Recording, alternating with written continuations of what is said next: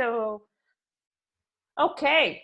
So the agenda for today is I'm going to go ahead and introduce everybody on the panel. And as I introduce them, they will tell you a little bit about who they are and their experience in the field. And they will also answer a question. Each one of them is going to answer a question. And the question is, for each one of the panel, is what have you learned from your experience mediating race and other isms related remarks or attitudes as they arise in mediation? So this is the question that I will repeat and ask everyone on the panel. So you will hear from them and about what they learned from their experience. So that's going to be about half hour from that you will hear from everyone on the panel. And then we will, the second segment that will start about 7:10, Anthony is going to read out questions and scenarios that came up in mediations or questions that came up from volunteer mediators that sent us before today. And then hopefully about 7:55 or so, we will have 35 minutes open session where we will take questions from you, either verbally if you raise your hands, or you can put it in the chat, and we will try and capture as many questions and answer from and have the panel answer those. So this is going to be an interesting evening. 2 hours is just going to be a drop in the bucket, probably, in terms of the very, very important topic, but at least we'll give it a start. And there will be no break. If you want a break, you can just take it, because I don't think you're very far from the bathroom. So with that, I want to see and make sure that I see Kathy here and Joanne, Anthony. Is Mary Forst here? Mary Forst. Guadalupe, do I see Guadalupe here? Oh, here's Guadalupe, hi. And Mark Holman, are you here? Is Mark here? Yes, he just waved. Awesome. Okay, so let's go ahead and start. I'm actually going to start with Anthony, so we'll get Anthony to speak, and then I'm going to ask each panelist to go for about 4 minutes average, so we'll have time for all panelists to answer the question within the first 35 minutes. So Anthony, I'm going to repeat the question. Like, what have you learned from your experience mediating race and other isms related remarks and or attitudes as they arise in mediation? But start by just introducing yourself a little bit, because people probably don't remember your bio. So just a little bit about your experience. How long have you been doing it? And any relation to mediation. So. Okay. My name is Anthony Jackson, and I am co-moderating with Sephora. And I am going to actually answer the question about what I've learned. And then in my explaining how I came to that answer, I will be giving you all some of my background and experience that led up to me coming up with that answer. Is that okay? Yes. I guess it's okay. I'm one of the moderators, so I just decided. You do whatever you want to do anyway. Okay. So. Okay. All right. So here's the answer to the question. The answer is, I've learned to be willing to ask good questions when and if concerns or issues arise during mediations or other types of ADR activities, in order to help the parties have what is very potentially a difficult discussion about it, if they're willing. And one of the things that I've learned is that us as mediators can help make it safer for them to have that conversation using this process called LEAP, L-E-A-P. The L is for listen, the E is for empathize, the A is for agree. Doesn't mean you have to agree with their racist views, okay? It means find something to agree with them about so that they don't feel like they're in conflict with you. And then the P is for partner, which is trying to find a way that both of the parties or all of the parties can get their needs met and have, you know, more positive hope for the future by helping them improve their communication and their understanding about each other's perspectives, even if they don't agree with them.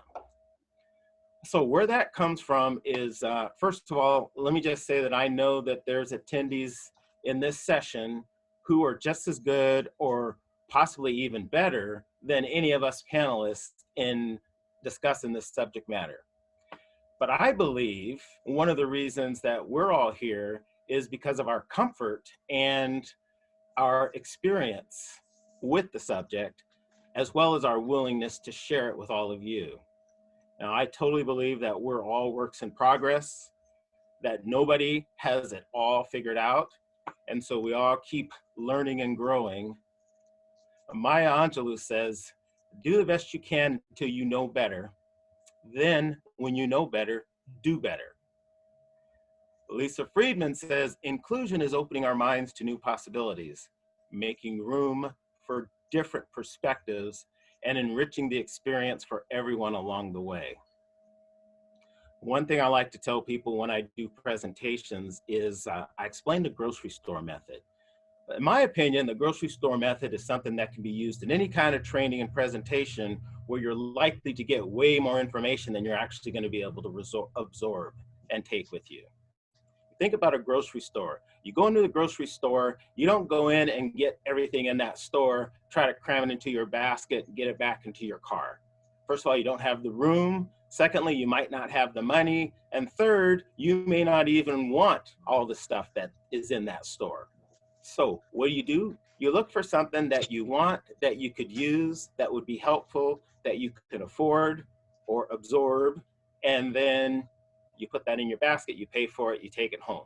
I say do that with this session tonight, as well as any other kind of thing that you participate in.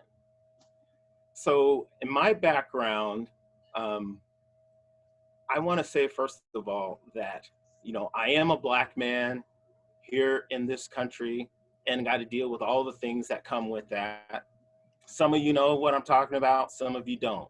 But the thing that's important for you to know is that you should never limit yourself or others with labels, because there's a danger of a single story. I'm not the sole representative of Black folks, Black men, or people of color. I can only represent myself, my personal lived experiences, and my perspectives based on the fact that when I grew up, I was a military brat. We traveled around the world during my formative years. We lived in a lot of different countries, was exposed to a lot of various cultures, languages, religions, and frankly, non-American ways of thinking about stuff. And I've worked for 2 federal government agencies doing civil rights and EEO work for over 13 years. I've been a mediator and an ADR practitioner for over 15 years, since I completed my first basic mediation training course taught by my co-moderator, Sephora DeMont, in 2005. So I've also been a Race Talks facilitator in Portland since 2012, and I participated as a Race Talks facilitator at a session for the Oregon Employment Division just this morning. I've done volunteer and paid contracting work for Resolutions Northwest in Portland, and my lovely wife Sandra and I have delivered cultural awareness training each year for the past 6 years in Gresham, Portland, and once in San Diego even. Well, that was kind of cool. So remember that those you try to convince against their will be of the same opinion still. So when you're doing this type of work and you're working with parties, if somebody has just decided they don't want to talk about that, they don't want to have the conversation, they don't want to be there, I don't feel that it's beneficial to force it upon them, because those you try to convince against their will be of the same opinion still. Understanding a different perspective can help find solutions to conflicts and disagreements. But remember, talk is cheap. We demonstrate our values with our actions. Successful people do consistently what other folks do occasionally, and sometimes that is helping people have a good conversation and asking good questions. The bad news is time flies. The good news is you're the pilot. Okay, so who's going to be next to answer that question? So Joanne, I'll introduce Joanne to you, or you'll introduce yourself. Just give us a little bit of your background and then answer the same question. What have you learned from your experience mediating race and other isms related remarks or attitudes as they arise in mediation? Okay, thank you, Sephora. My name is Joanne Jackson, and although Anthony and I have the same last name, we are not related in any way. We just happen to have the same last name. I've been mediating for about 20 years. Most of my work has been in business and nonprofit. I have 34 years of executive management experience, so I'm used to workplace situations. And I used to get called into those all the time at nonprofits or businesses. What I've learned about this type of mediation is that not a single one is the same. They're all different, they're all unique, and that's because the people are all unique and all different. And doing this sort of mediation in a business setting, which is what I've done the most, has some cautions with it, because these people have to go back to work with each other and they have to go back and be successful in their job. So I've learned to work with that sort of consideration, and that's been massive. I've been pretty successful with that simply because I have a long history in business and management. I've also learned from this that a great deal of this type of mediation is quiet. It's in tone, and it's in a look. It's not necessarily in language. So those are big takeaways for me, and those have been consistent in any situation I've been in. So with that said, that's me, Joanne Jackson. Thank you, Sephora. Welcome. So Mary first. So go ahead and introduce yourself and answer the same questions. What have you learned from your experience mediating race and other isms related remarks or attitudes as they arise in mediation? Hey, thanks, Sephora and Anthony. I started out as a mediator volunteer in the Portland's Neighborhood Mediation Center back in the 80s. And a lot of what I learned there, and I learned it from Eddie Collins, a veteran mediator. I started with other partners, started Confluence Northwest in 88, and then Confluence Center for Mediation and Training in 96, I think. So I've been a mediator for over 30 years, and done a lot of things. Mainly now my practice focuses on the workplace, whether it's nonprofit or business or organizational. And training. I love to do training, so I train people in mediation. And I also facilitate dialogue for communities. And what I've learned, I want to focus on sexism.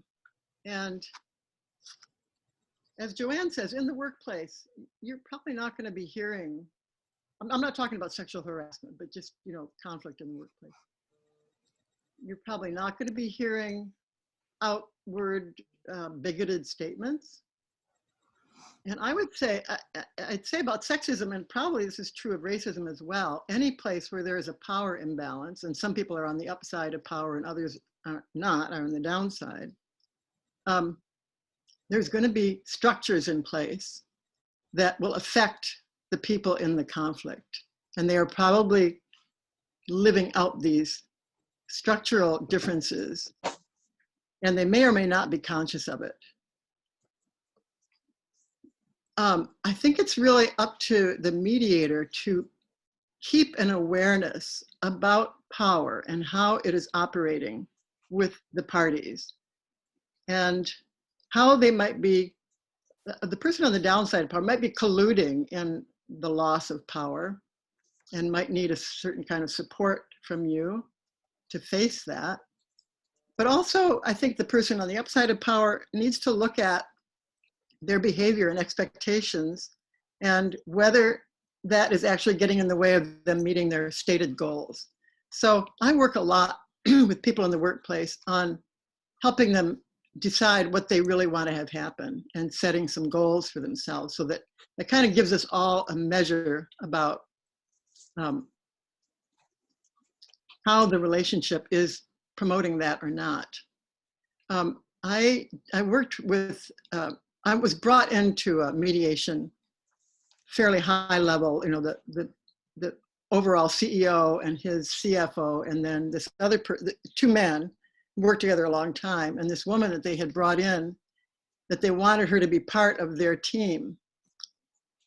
But it wasn't working out well, and she, in working with the CFO, he was very aggressive with her to the point where she didn't want to meet with him alone anymore. So it kind of blew up. She went to HR and they wanted to repair that. And in working with them, here's one of the issues that happened. They were going to revamp their offices, and they were planning to have the CEO and the CFO's office next to each other, and they were going to put that woman on another floor. And none of them seemed to register how that might impact their ability to connect with each other and teamwork. The men were very aware that they wanted to have easy access to each other. So I think that is a very common situation, that people do not register how some of their systemic decisions are going to affect the relative power and effectiveness of their working relationship. So I just want to call that to your attention, and we can talk about that more later. Thank you. Thanks, Mary. Guadalupe, go ahead and introduce yourself and talk about your experience. I'm Guadalupe Guajardo. I'm based in Portland, Oregon. For 30 years, I worked as a senior consultant with the Nonprofit Association of Oregon. Previously, some of you might know it was called Tax Training and Consulting Services. And my background was looking at systems and structures, because relationships and conflict are nested in larger systems and structures. And so sometimes they're individual problems, sometimes they're interpersonal, but sometimes they're organizational. So I really felt it was important that I look at whole systems when looking at conflict. I co-founded with Cliff Jones and Kathleen Herron Tools for Diversity, and it grew out of the Rodney King situation in LA. And the three of us teamed up to do, in those days, it went by diversity, then it became cultural competency, then it became diversity, equity, and inclusion. And I particularly liked working with marginalized groups, with LGBT groups, with rural communities, with elders, with people with disabilities, because I really felt that groups on the downside of power get treated the poorest and the most poorly. When I think about mediation, and when I bring to mediation in terms of my experience, I'm also a Roman Catholic nun. And so I think of mediation as, I think of it spiritually. I think about their goodness. When people come with conflict, they're good, no matter what's happened. I try to reflect back to them their inherent goodness. I find when I do that, they're more likely to aspire to see the goodness in each other. I believe in humans wanting closeness and connection. And as a healer, my job is try to help reestablish that, because that's the premise that I work from. That, and we all know that conflict is energy, and so get to direct it, that energy. We also know that 80% of conflict isn't conflict. So I work, that's really what I aspire for when I'm working with individuals. I agree with everything everybody else said. I think I'll just stop right there. Thank you, Guadalupe. Kathy, tell us about you and what have you learned from your experience? Okay, I'll start with my background. I was an attorney many, many years ago. I started mediating as a volunteer in '97, and it was on again, off again. And in 2000-ish, I coordinated the Shared Neutrals program. And then I took a job as a small claims coordinator for the Multnomah County Circuit Court. And I've been there for not quite 6 years. And I feel like this is where I've learned so much. And before this job, I was an executive director of a community leadership group where they were doing diversity workshops. And when I watched the first year, and I thought, talking about blonde jokes didn't quite cut what I thought we should be studying. So I changed it to hire people to talk about racism. And it's been a learning journey that continues for me. And as I shared with the panelists via email, some of the panelists I've never met before tonight, I'm a little nervous about approaching this subject because I do continue to learn, and I appreciate Anthony's acknowledgement of that. But I am aware that I'm a white woman, and I'm afraid of sometimes making things worse when my intention is to try and help dismantle systemic racism and other isms.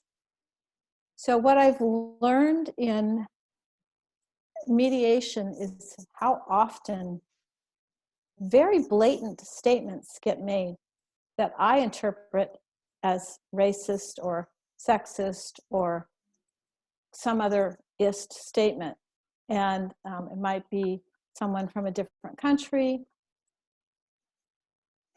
And what I am struggling with is, how do we respond when those comments are made? And once COVID hit and we weren't mediating, I started having mock mediations for our mediators, and I started introducing ist comments into the mediations for the role plays. And what I saw is how many of us are afraid to even touch that. And so we focus on what's the issue, and we disregard that statement. And the more I studied and read, and all of the issues that have been coming up in our country over the last year, I mean, they've been coming up for a long time, but they've just really been out there. It felt to me that if we ignored those comments and just focused on the dollar amount that was in dispute, that was continuing the status quo of ignoring pleas for recognition, for support. And so my personal belief is, Sephora and I talked about this before, about, do you use mediation as a platform for social justice? And I think that for me, yes, I need to use my life as that platform. What does that mean exactly? I don't know, but I'm no longer willing to ignore a statement that's made. I want to acknowledge it. try and deepen it, try to have a conversation. And I love what Guadalupe just said about remembering the inherent goodness. I'm not sure I've done that, Guadalupe, but I'll take that with me. To try and facilitate a conversation that leaves people in a better place, or at least no worse.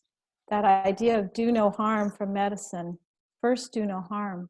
And it feels harmful to me to ignore a statement that is an ist statement. So that's what I've learned thus far, and how to respond to them, I continue to learn. Thank you. Mark, tell us about you a little bit and what you have learned from your experience. Good evening, everyone, and thank you for allowing me to serve on this panel.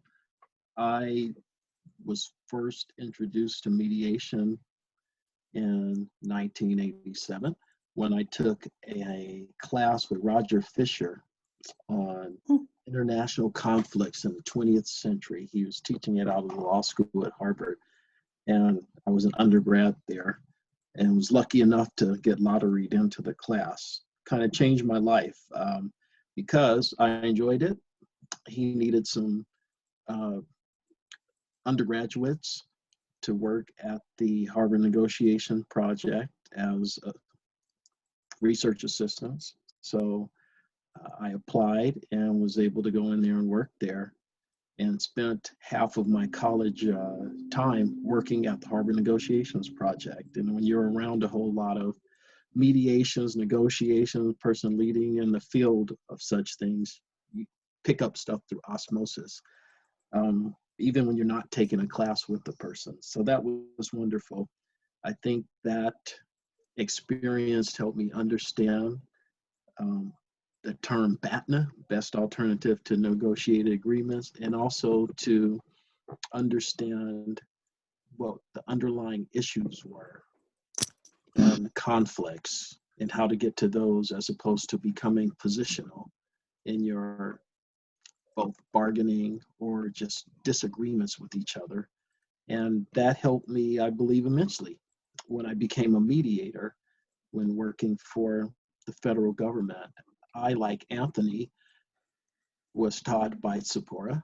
I attended her classes at PCC and went on to be a mediator with Shared Neutrals, and have done, I think, about 15 mediations in the federal government mostly. And that of those 15, 13 have come through with some mediated agreements that people, the participants, the people in conflict, were able to work out and accept.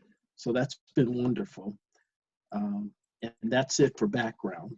As far as what I've learned from mediating, dealing with race and with other isms, you know, I've learned that people's social and cultural experiences play a major role in their development, and they've built upon that to kind of understand the world around them. So that's one. So I've tried to understand where their points of understanding were, where they were coming from, and try and get the person who is part of the mediation to understand that as well.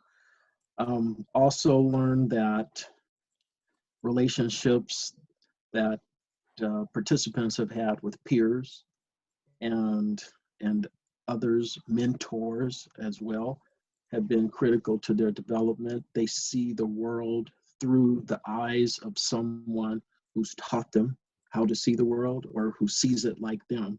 So I may challenge that with questions, and the questions or the challenge is just to get clarity. So asking a bunch of whys and to getting them to get to those underlying issues that may explain their positions. And also, one of the things that I've learned is that people use language or concepts that they get from language, or whatever the language is around them, to attach a label to it.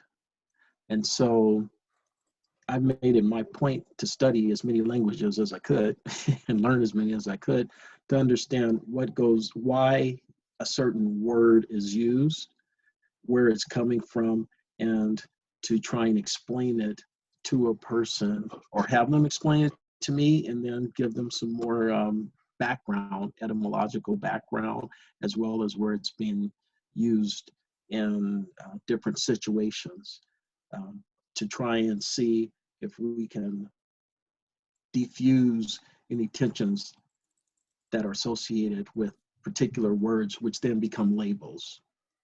So those are some of the things that I've experienced as a mediator, which I've been doing for about 13 years. And then I did it in college for 2 years as a teaching assistant at the Negotiations Project. And that's it. Thanks for listening to me. Thank you. Okay, so I'll be the last one, and then I'll turn it over to my co-moderator, Anthony. So I've been doing this for 30 years. I started in small claims court. I have been a mediator in private practice. I worked for OHSU as a mediator, the Better Business Bureau for 5 years, in the city of Beaverton, where I mediated on a regular basis. As a private practitioner, I also mediate for the government. And I'm just going to give you a couple of examples and how I approach them, because like Kathy said, I also believe that if it's there, then give it a voice. How much you're going to get into it, you kind of have to monitor how much the people in the room, how intense their conversation is, and really what do they actually need to resolve. So I'll give you one example. We had a man who moved here from Mexico. He was an immigrant. He moved in with his family to a all-white neighborhood in Portland. He had a business. He was running a landscape business. And one of the things that he was doing is idling his diesel truck every morning for about 20 minutes. He would kind of start the diesel in his driveway, go in the house, do his other things. In the meantime, the neighbor was irritated with the sound of the diesel truck idling. He was doing some other things that irritated his next door neighbor. So in mediation, the next door neighbor talked about the things that this guy who moved here from Mexico was doing. And at some point, the immigrant from Mexico said to the neighbor, "I think you're just singling me out from everybody else is doing all kinds of things, but you're picking on me because I'm an immigrant." So once that was out there, then I gave it a voice. I asked the neighbor, I said, "Do you want to respond to Alejandro? Do you want to respond to what he just said?" I didn't ignore it. I actually did say, "Do you want to respond?" And they had this give and take conversation about it, where the neighbor said, "No, I'm not picking on you. I would do it to anybody. It doesn't matter where you come from. It's just that people, it seems like you come from another country and you bring the whole country with you. And it's a problem. I mean, every weekend you having 300 people from your family come and they party in your backyard, and it gets very noisy. So, I don't know how you lived in your country, but we don't make that much noise here. So I want you to take care of your diesel truck and stop idling it for 20 minutes in the morning. Be more mindful when you have your family around. And I think we'll get along." So I gave him that opportunity to talk about being from another country, and also for the neighbor to talk about what's different now. He lived in, everybody had very similar ways of interacting, and now somebody is a little different.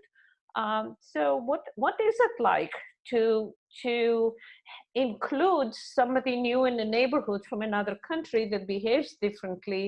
And they went back and forth and had an interesting conversation. Then we talked about idling diesel trucks, and the guy agreed to minimize the idling and be more mindful about how late and how much noise he's going to make in his backyard. And they agreed to get along a little better moving forward.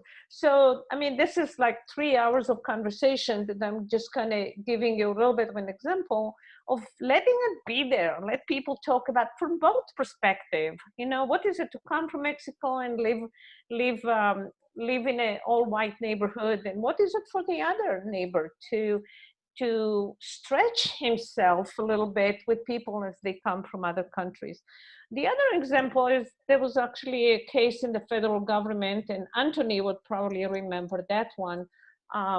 Long time ago, there was a sexual harassment situation where a young woman experienced sexual harassment with her manager, and I was invited to mediate that.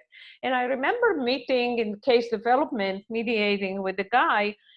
And one of the things he said is that, you know, he's really surprised. He said, I thought she was a little bit, she was more good-natured. Like, I thought she was an easygoing woman. I didn't know she was so fierce, I guess. And then I met with her, and he was like maybe in the 60s, and she was in her 20s, and she wanted to be taken seriously. And I remember talking to her about preparing her to mediate with her manager, and the case development, the time where I had just with her in preparation to confront her manager was very, very important. So as a mediator, I give them time, and sometimes I'll meet with them more than once to just coach them and prepare them to do a presentation in mediation. And I want to tell you, when this woman who was 27 years at the time, old, sat down, was prepared, had her notes in front of her. She presented to her manager her experience. What was it like to be experiencing that kind of sexual harassment, just working with him for the past few months, and what she would like him to do to repair the relationship. And she was very, very specific. So some of the things we talked about in advance, and she specifically asked him to get more sexual harassment training. She asked him not to sit next to her in meetings. She asked him not to come to her cubicle anymore. If he needed to talk to her, he needed to email her, and they would meet in a public place. So to see a young woman through the process of mediation empower herself and ask for what she needed and learn to be assertive was really, really awesome for me as a mediator to see that kind of outcome. And the guy was willing. He agreed with her. He apologized to her. He, of course, said he didn't mean anything by some of his behaviors, but to see that happen in mediation. So yes, even sexual harassment experiences can be discussed among the party or between the parties and work through. So what I've learned from my experience, and I have many of those kind of examples, is give it a voice, but help people be ready to have those kind of conversations. So there's a lot more I can say, but I'm going to stop here because we have questions and scenarios to the panel. So Anthony, it's your turn. Okay, Sephora. So it's like Sephora was going through a really, really good movie, and it was getting good, and then she said, "Oh, that's it for now. I'm just gonna. We'll go to the next thing." So let me give you all some follow up on what happened with that young lady and that manager. Ultimately, the manager ended up retiring, because I believe he was close or getting close to retirement age. And really, he was not into the job, into the work. You know how it is sometimes. As far as she was concerned, the last I had talked to her, she was so excited about telling me about this big promotion that she got. And because she had opportunities to do some temporary work assignments other places, other people saw her value and what she brought to the table. She really did an outstanding job, and then she ended up getting a big promotion out of it. Last I heard, she's happy as a pig in slop. So that's how that story went. Now we're going to go to the next section of our program tonight, where I have got some choice questions and situations that came up from either people who had submitted them. I know Kathy gave us some from Small Claims Court, and I think Sephora, you had some too, didn't you, from this? Yeah. All right. So I was given the duty to, after Sephora and I discussed it before the training, right before we got started. And some of you were so early that you even got in to listen to some of our discussion about this. But what we decided was that we've got 10 questions or situations that we want to talk about. And what I'm going to do is I'm going to read one, and then we're going to have a couple of our panelists respond to how they would handle the situation. And we want to make sure that each of the panelists has opportunities to do it. We would love to have every panelist respond to every single one, but we've only got so much time. So the first question is going to be, let's see, oops, wrong list. All right, here's the list. Okay, the first question is question number 5. All right, so here's the question. How would you respond to a comment made in mediation? This is the comment. He is singling me out because I am Mexican. All right, so panelists, what panelist wants to take a shot at this one? Put your hand up or or unmute yourself. Okay, Guadalupe, I see you first. Okay, and who wants to have the second shot at this one? We want to see what Guadalupe says, Anthony. Okay, all right, Guadalupe, it's on you. You want me to repeat the question? No, I've got it. I've heard it before. Okay, go ahead. I would ask the person who's Mexican to describe what I'm going to assume it's a white person, but it could be another culture. Sure. What exactly they are doing. What have they said? What have they done? So that the person, the Mexican, is forced to describe, and the non-Mexican listens to see if there is any truth in that. Without getting, this is where helping people ground themselves in their goodness is assume you're good. And this is an opportunity for you to get some feedback on something you're doing. Assume there is some truth in this rather than get defensive. There's no learning. There's no learning if you get defensive about this. So we live in a culture that teaches us to all be racist, and then it tells us to be racist is bad. I love that. I love that. And making sure that each person knows a little bit of each other's story. What I've also learned is when there's conflict, it's like Velcro. There is something that is sticking because they each share a piece of a wound or pain.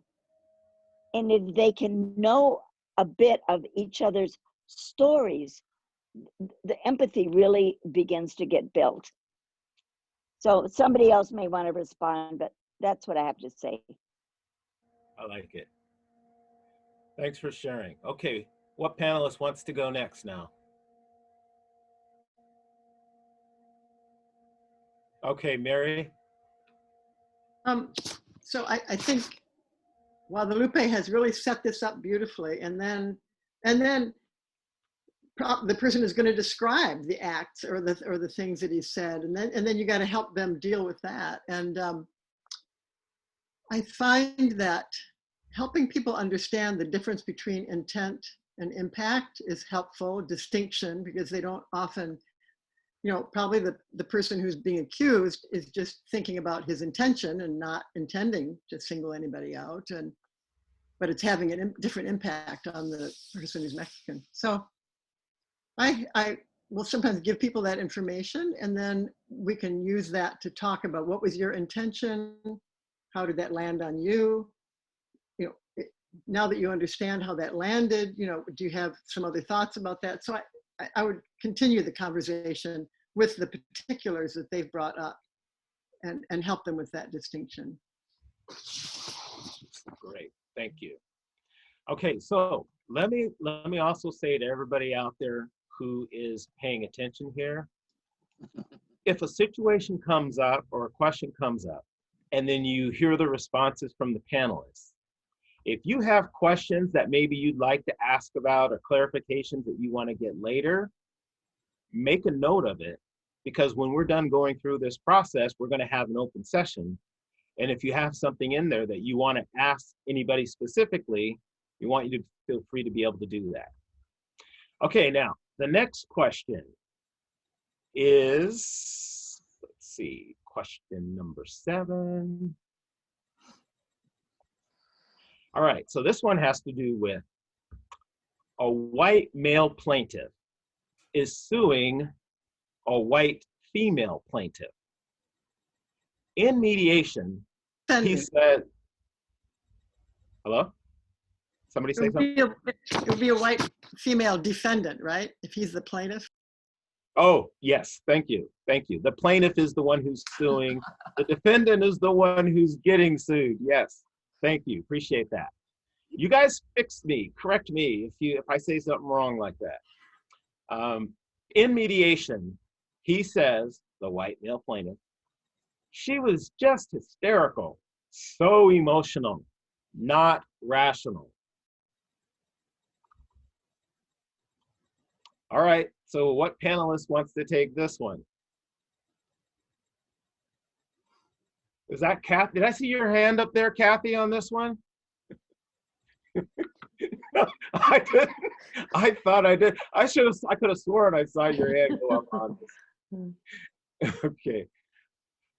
All right, who else? Am I just gonna have to start picking people? Because I'm okay with that. But Kathy's already turned me down. So Joanne, what about you? You ready to go on this one? Well, I think I You want me to repeat it? You want me to repeat it? Just the part of what he said at the end. Okay. All right. So what he said was, she was just hysterical, so emotional, not rational. Okay.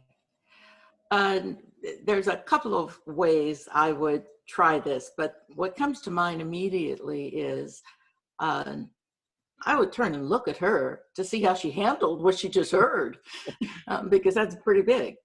And then I learned over years, I couldn't have done this when I was new as a mediator, but I learned over years I couldn't manage this if I asked this particular question.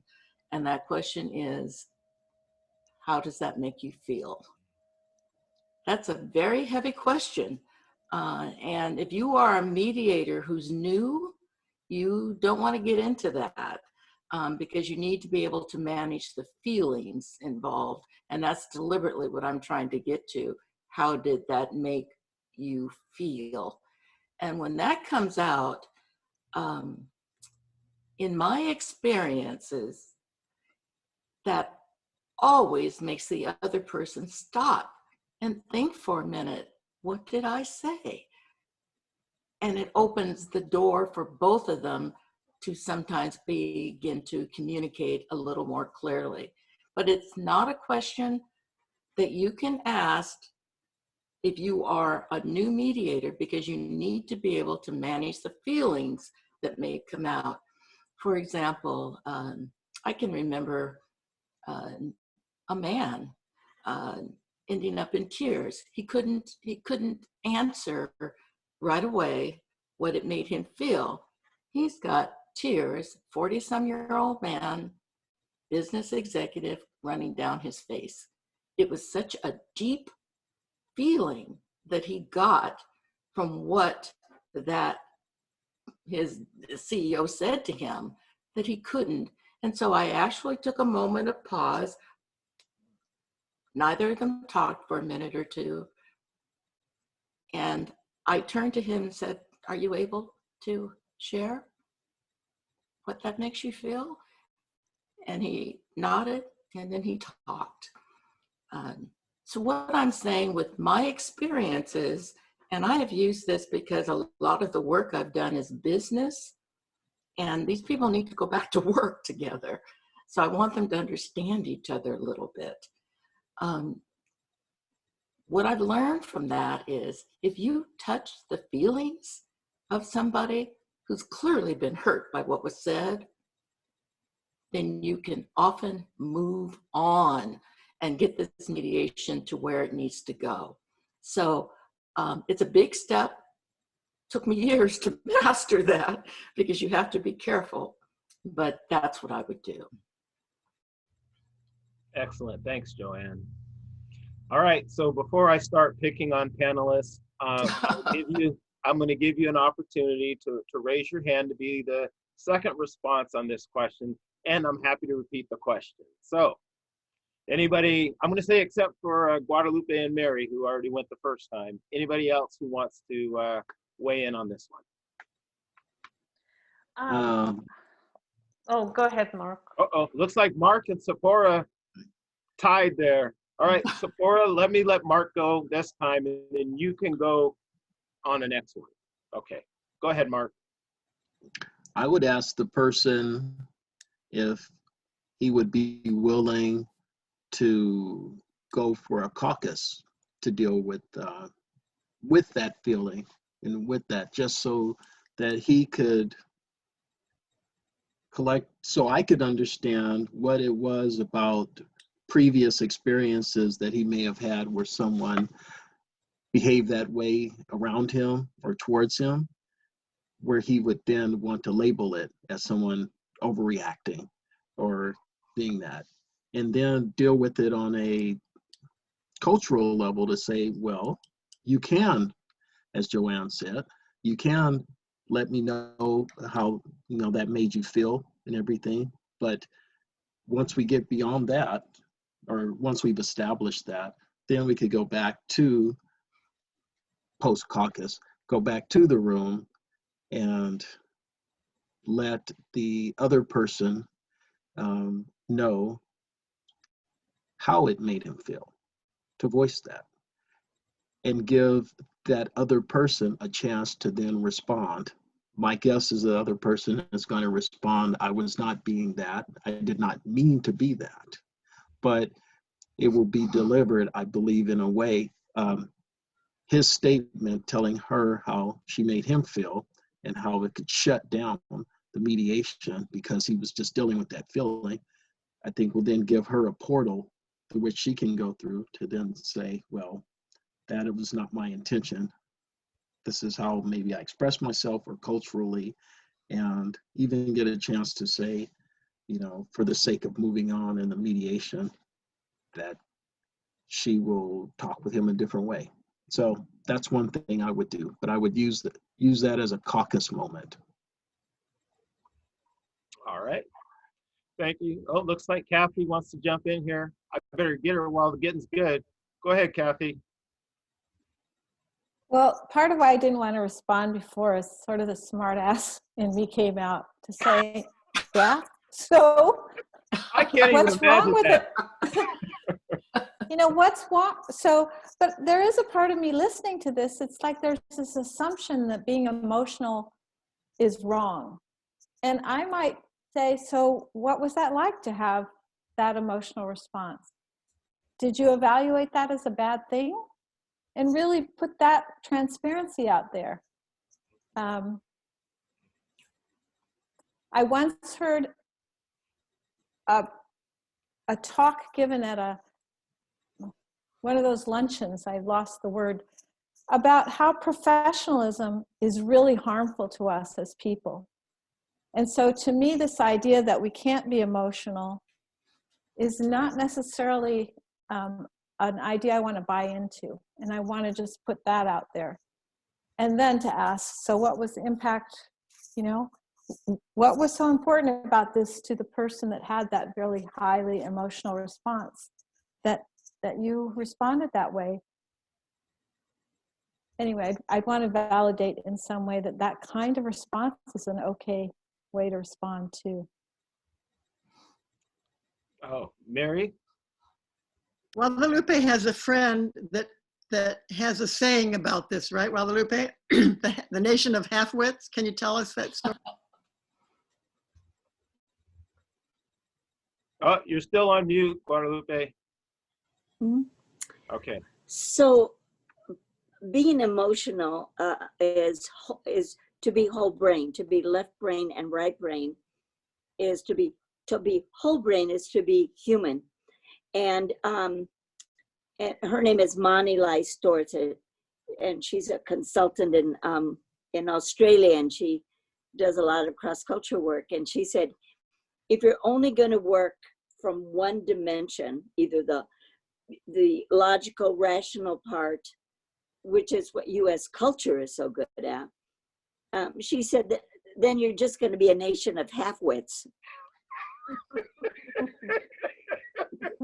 I suspect that there are people in countries outside the United States that are looking at our country and some of the ways that we've done things and some of the ways that we treat each other and some of the extreme polarity that we have going on. And it would not surprise me at all if there were some of those folks who did think that we maybe weren't all there, okay, as a country. Just saying, this is my opinion. Okay, I am not speaking for management or whoever's sponsoring this program tonight. Okay, let me get to the third question. The third question is, let's see here, number 10. Okay, so here's a good one. Wally, and then in parentheses, white male, and a former roommate, Bobby, parentheses, black male, in a roommate dispute where Bobby, the black guy, said it was dangerous. It was a dangerous situation for him. And Wally, white guy, said if it was so bad, Bobby could or should or would have called the police. Now, in private session or caucus, Bobby, the black male, told the mediator that as a black man, he would not call the police in Portland. All right, so now we're bringing this, bringing it right to the Rose City here. Bobby, a black man, said, let me try to think of words that Bobby might say. I'll be damned if I'm going to call the police here in Portland. Are you kidding me? Have you not seen the news? Have you not seen how many black people get killed by the police every year, if not every month at times? Okay, so who's up on this one from the panel? Or I know Sephora wants to talk about this one. No, I don't, not on this one. Sephora doesn't want to talk about this one. Who wants to? Let's see, has anybody not spoken on the panel? Or has everybody had a chance? Anthony, how about you? I'm not on the panel. Well, I guess I am on the panel. Yes, you are. You are. Okay, All right. Okay. So let me talk about this one, and I'll let Sephora temporarily take over the moderator reins while I go into full panelist mode. Okay. So this question really does resonate with me pretty strongly because I've had a number of issues with Portland police personally. Because I am a very positive thinking person and I try to give people the benefit of the doubt, if I needed a policeman, I would call a policeman, even though I've had probably a dozen or more experiences with the police, including some where they had their hands on their unholstered guns. And I was hoping that I would, get home alive that night. So I could understand where Bobby the black man was coming from. And if I was a mediator on this one,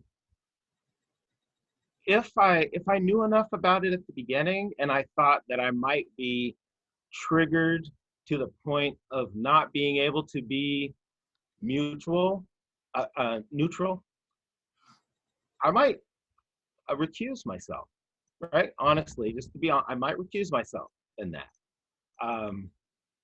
But on the other hand, if I was feeling good and I'd been doing all my mindfulness stuff and my yoga and I've been getting out my exercises and I was, ready and prepared and grounded for this, it would be a really good opportunity for me to practice what I preach, which is if something comes up, just go ahead and ask the people about it, right? Make sure that, they want to have the conversation.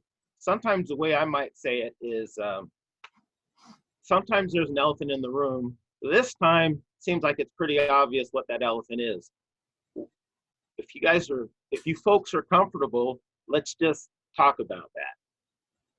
Bobby, you mentioned that as a black man, well, first I would have to get Bobby's permission to to say this in joint session, or I would encourage Bobby to be the one to bring it out as well. In fact, I might role play with him in a private session about having that conversation if he's hesitant about bringing it up.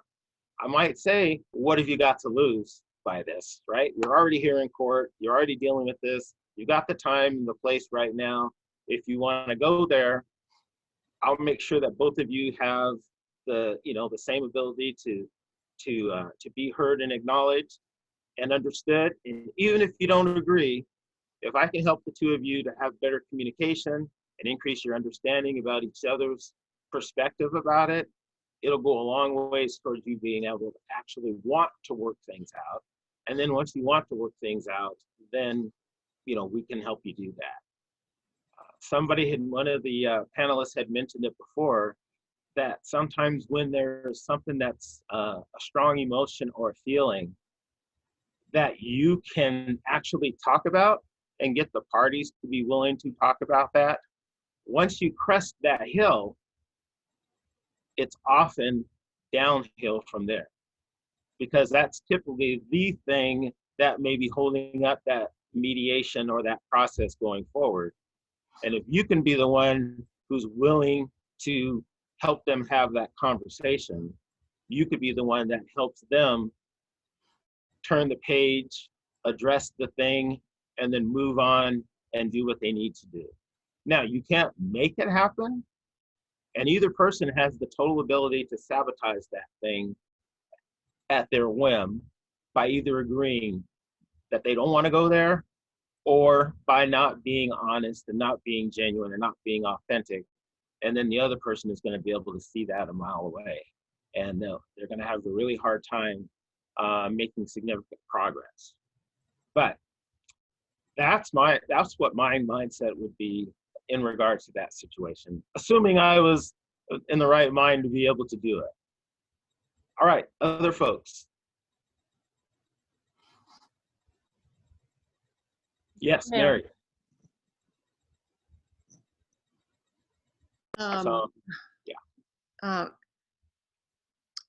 I would, and as part of that discuss, if they were willing to discuss, even if they weren't willing to discuss it, I would really help them focus back on what their interests really are.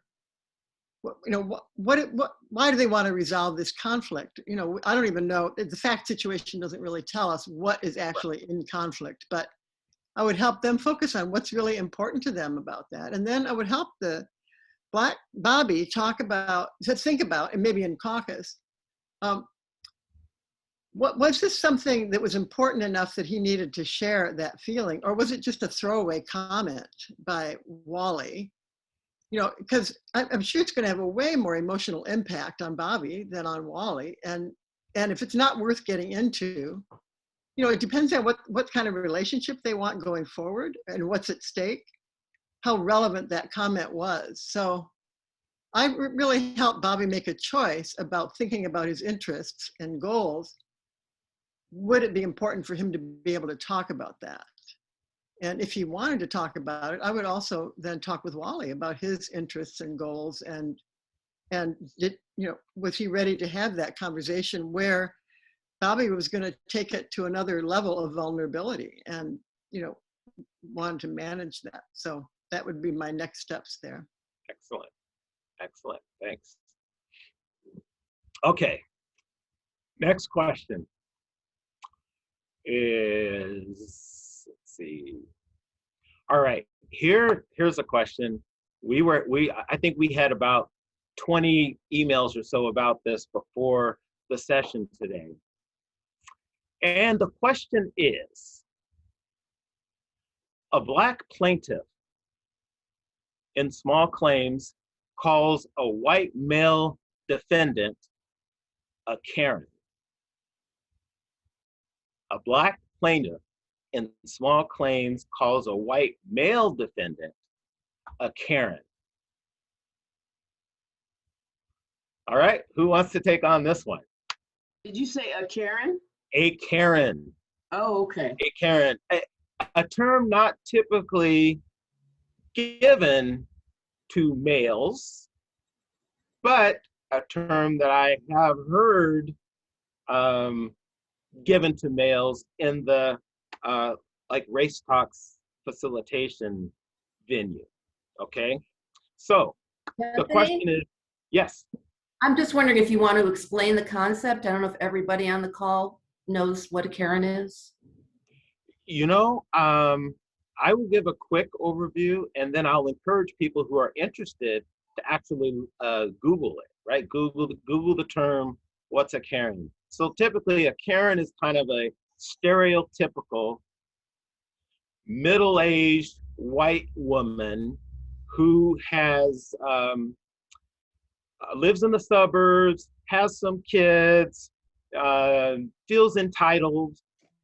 A Karen might be like that lady Amy something in the Central Park where she called the police on the Black man who asked her to put her dog on the leash. And she threatened that she's going to call and say that this Black man was attacking her or something, and that all happened. Anyway. It's a double derogatory Yes, yeah, it might be triple. issue. It's a double derogatory issue. Yes, yes. And I would be curious how a man's perspective of how they would handle that versus a woman's. Yeah, that would be very interesting as well. Okay, so Sephora wants to weigh in on this, and Kathy wants to weigh in on this. And Sephora, why don't you go first? And Kathy, you can go next. And then we'll see if Mark wants to get in on this or if I do. So I didn't know about a Karen until Anthony explained it to me today. But in general, when people label each other in mediation, just in general, I just call them on it. I don't have a problem saying to people, labeling each other, I'm not sure it's going to be useful.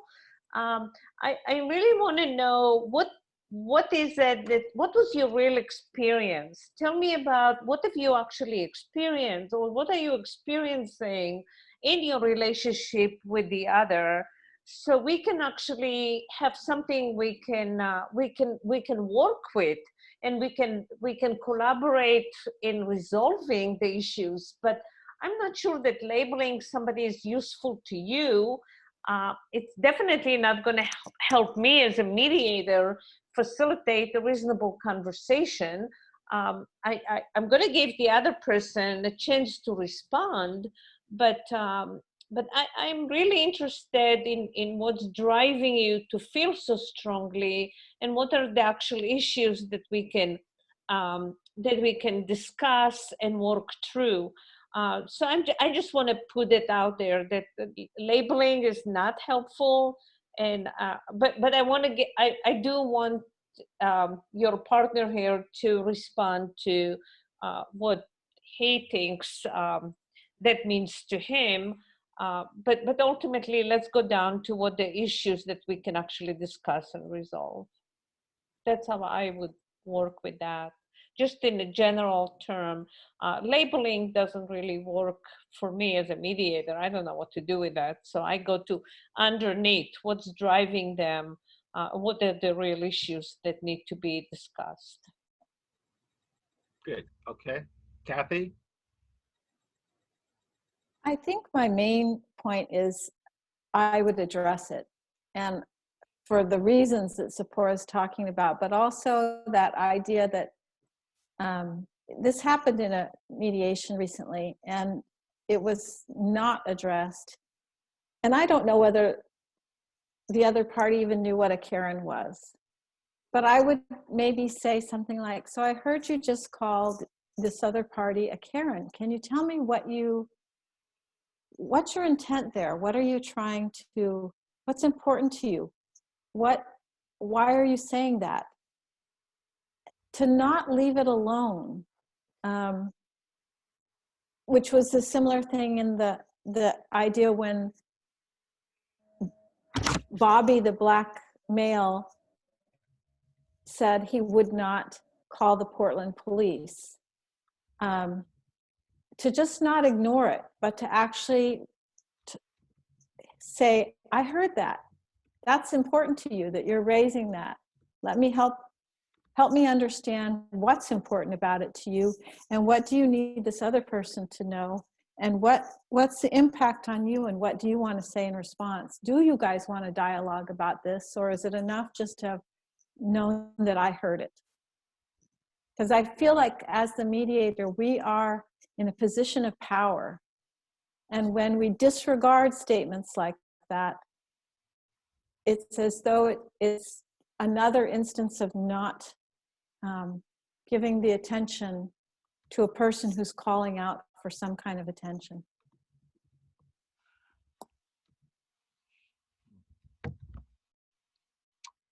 All right. Thanks, Kathy. So Mark, you want in on this?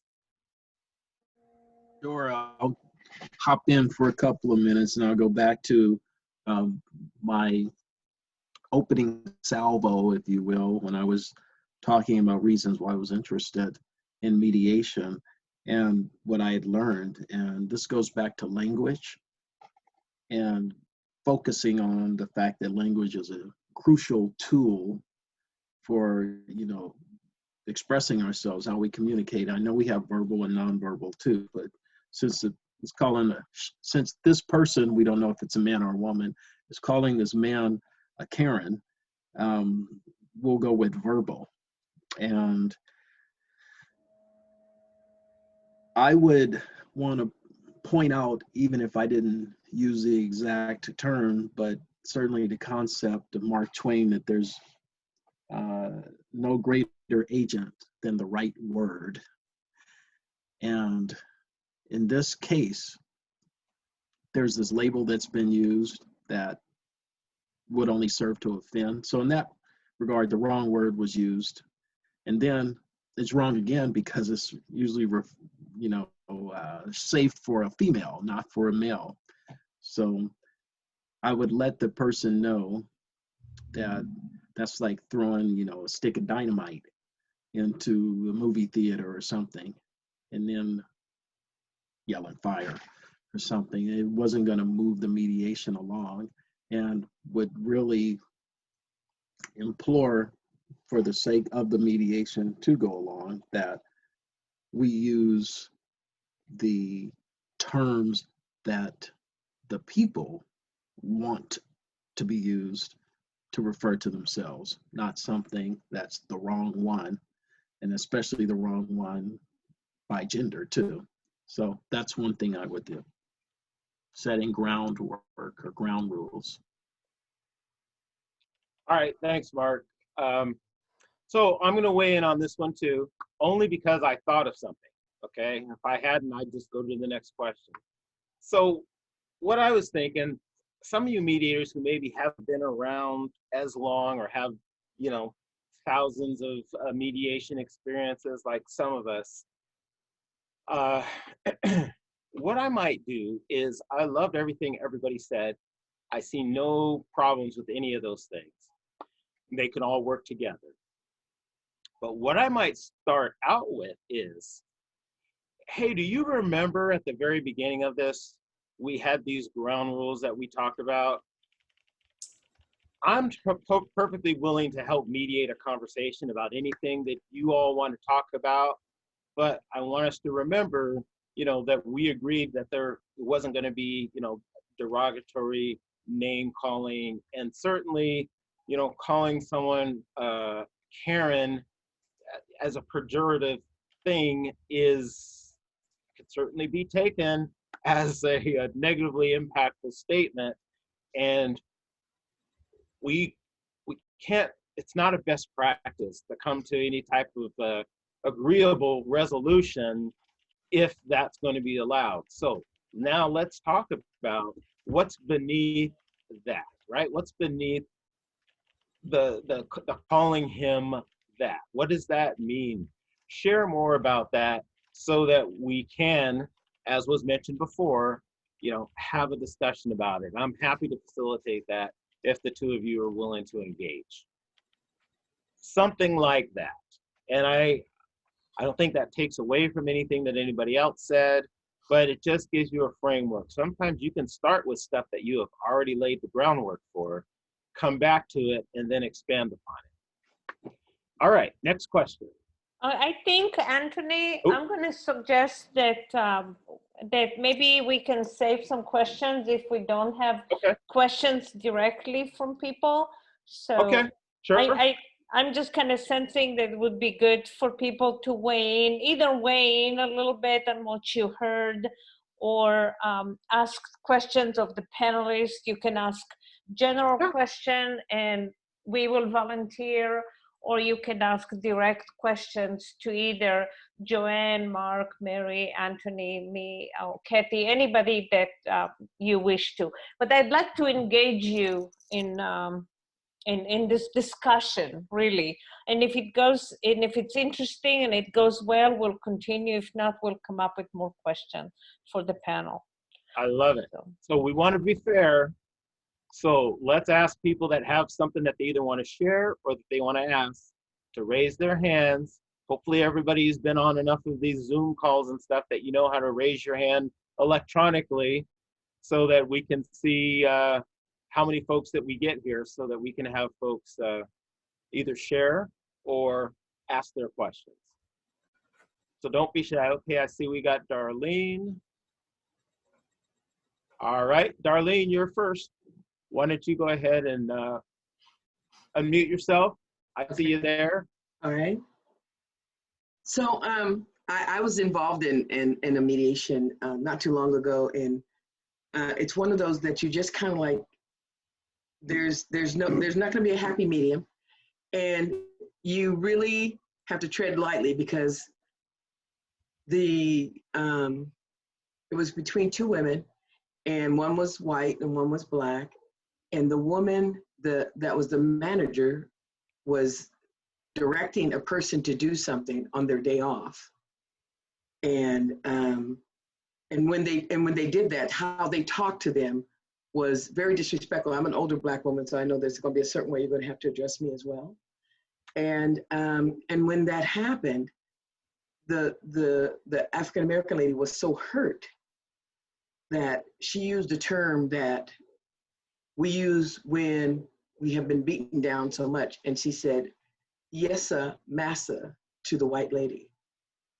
And it opened up a whole world of stuff. And the white lady, what she heard was, you're mastering me. And then, you know, the ladies just got off the call, and this went, I mean, it went pretty big. And so when I said I wanted to hear you guys, because I want to know, how do you get to the end of that? Because the person is still hurt, very little trust. You're dealing with white fragility on the other side. How do you do that? That's my question. All right, thanks, Darlene.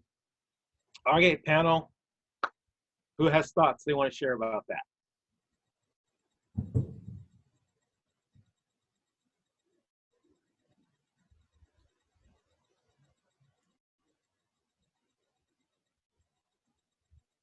I want to ask Darlene, did you get to the other side of it?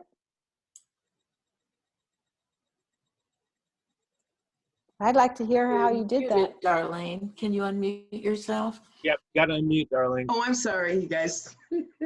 Yeah, I was talking along. So what we did is we did we called in a person that we thought would be able to mediate between the two first. Because I talked to each person, and the one lady was just like, trust, once you break trust, it's so hard. And she was offended. And then on the other hand, she had no idea what she had done, but she knew she was the boss. And you know, it was just a breakdown in communication, and then it just went viral. So when they came back together, the mediator had the manager just listen to what the person said. But the person was so hurt, she just didn't want to go that deep to that. And you can kind of tell. I was just sitting there watching, and I was like, she's not really addressing what hurt her. She just did, as a matter of fact, on the top of, yeah, this is my job, this is what I'm going to be doing, and I hope, you know, and that kind of thing. But it was never addressed. And then now you got the big blow up, because everything she does is still on top of that. And the manager doesn't know how to handle it, because that's how she is. That's just who she is and how she manages. You have different kind of managers, micromanagers, that kind of thing, but that's how she is. And as a younger lady, she doesn't have any cultural learnings to help her address what has happened. And so anyway, so right now they're just two separate people working in the same place and managing. But because we're working at home, it works. If they were in the office, I would imagine this would be something much bigger. So we're at the point where it's just they're managing. Mm-hmm.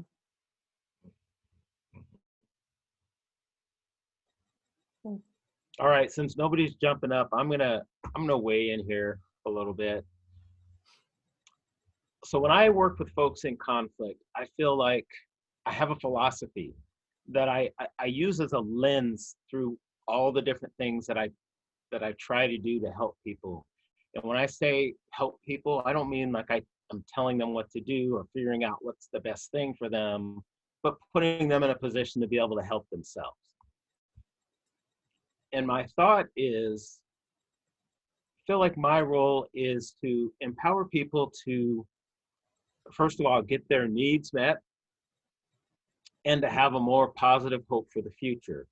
Because I feel like if I can help them get their needs met and have more positive hope for the future, they will actually want to try to work some things out. Most of the time, by the time they call me in, there isn't good communication going on, and there's little hope for the future from any of the people involved.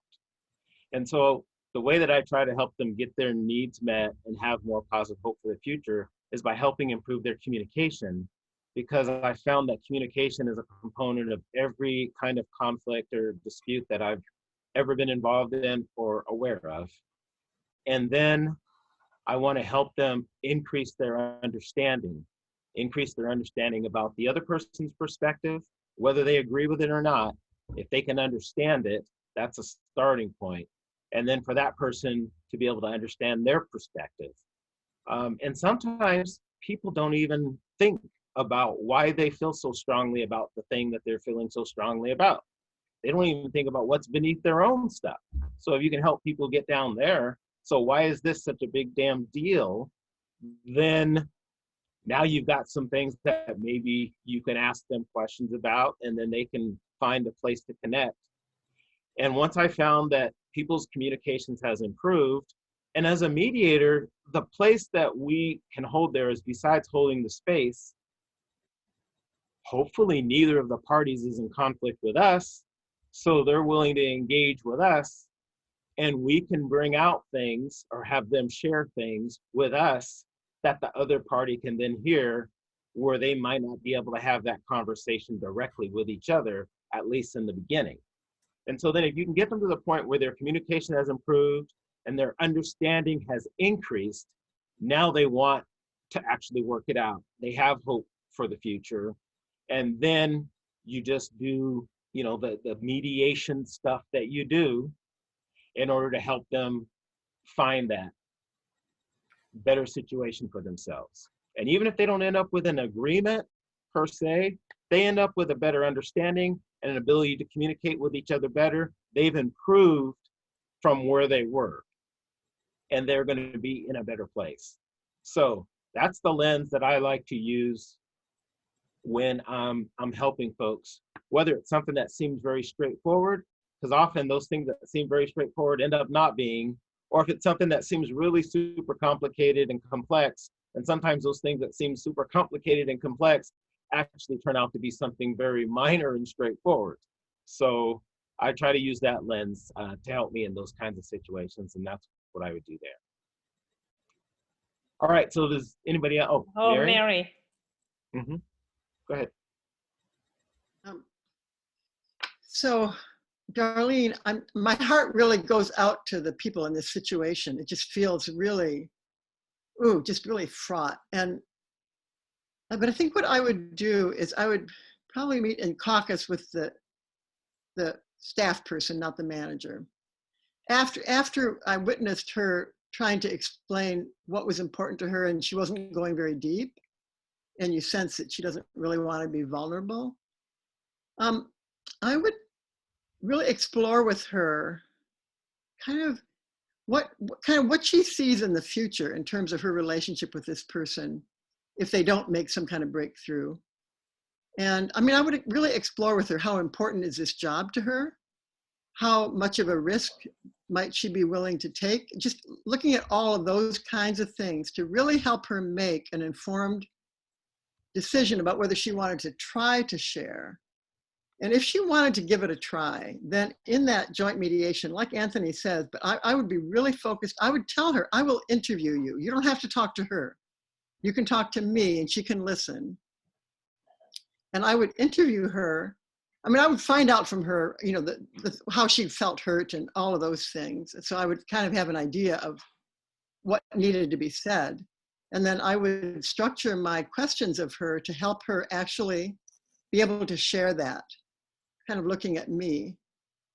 But there's also the issue, I would have to first also clarify with the other person, was she willing to be that vulnerable with, you know, managers sometimes have a difficult time with that boundary, you know, whether they can actually support that. So I think this is a moment where people can really go higher to aim for being really human with each other, beyond the manager staff, you know, distinction. But that is, I know that that's risky and people have to make a fully informed choice about that. So I would work with both of them to really try to help them evaluate whether that was something that was in their best interest. I mean, I don't assume that, but if they could do that, if they could make that leap, they stand to gain so much from having that understanding with each other. So it's worth exploring deeply, I think. And, you know, let me just add something to that. When you use the word risky, I think that is a key word when we hear this situation, the Darlene that you shared. This is risky. These people work together. I had a situation once where the employee, he was actually high level, he was willing to say what he was so troubled about which was very deep and very big. And that was good for the CEO who was talking to him. That was good. They learned from it. But that employee quit. And he got out what he felt, but he said he couldn't work in an environment like that. And I have to tell you, I consider that a win, because it was a very horrible environment for this individual from his viewpoint, from his way of looking at this, and for how he felt. But it was absolutely phenomenal that he could share how he felt and why he wanted to go, and he decided to make that leave. And he didn't decide at that point, but it was later on. And I had talked to both of these people separately, and it was clear that the CEO wanted to keep him, and it was clear that the employee wanted to stay, but they couldn't. The employee couldn't work under the conditions that the CEO couldn't understand. So I consider that a good thing that he made the decision to leave. Sad for everybody involved, but he needed to take care of himself at that point. And I do think sometimes we have to look beyond just what people are saying on the surface. He needed to survive and come out of this. And I got a letter probably a year later from the CEO saying that they've learned what happened in that case. They've done better with other employees of color. And the man who left has another great job. I mean, sometimes things work out differently, but it's a little bit of what Mary was saying, that the risk is huge. And particularly when it's people who work together. But sometimes you have to get to the bottom of it and get those feelings out. And it can be in a caucus, maybe it can be aloud, but some way or another, sometimes you can't clear up the issue unless you get the actual feelings out. And that's what happened in this case. And I think also you have to remember the trust is just broken. Yes. And if you don't trust anybody, you're really not going to reveal yourself to them. Yes. Yeah. All right. So, but the dilemma is, if you don't reveal yourself, then you can't build trust. So that is a real dilemma, Doug. Yeah, it's kind of like a crossing. Yes. Agreed. And Joanne, to your point, I was that guy, right? The one who had to leave a situation because I was unable, even as the person who's the lead alternative dispute resolution coordinator for an agency, I could not convince my manager to have the conversation with me about the challenges that we had been having for some time, and they were getting worse and worse. And I'm a professional, and they were my boss, and we could not, because it takes two. See, it takes two. And any one person can just sabotage it regardless of how much the other one wants to try to work something out. And because I was unwilling to continue in the situation the way that it was, some people on this call know about the situation, but I will just say that that ended up being the best result for me as well. And I ended up in a much better situation than I was at that time. So let me just be an example to the scenario that you just shared, Joanne. That can absolutely be true. And you hope the organization learns from something like that. You do hope. You do hope. Sephora had something she wanted to say. Go ahead, Sephora. I just want to reiterate that having, as a mediator, to invite parties to have that transparent, painful conversation can actually be important to them. So I had a manager who, she was a Black woman who complained that her employee who oversaw who had underneath her about 6 other employees did not, she blocked the manager from getting to know her department, and the manager was fairly new. And the manager did say to her, to the white woman, I believe that me being Black and coming into this job not through the normal channels of being interviewed by a panel, that I was actually invited by the superintendent to be the manager. I think me being Black is an issue for you. That's how I feel. And the white employee, the woman said, I don't want to talk about you being Black. This is your issue. And this is where things got very quiet in the room. And I did say that, you know, my sense is, I said to both of them, is that this is here. This is what you are feeling, and this is what you are feeling in response. But it's already out there, and not talking about it. I'm not sure where this is going to go, and still resolve it to the point where you can actually work together and heal from this incident, even if it's a matter of perceptions.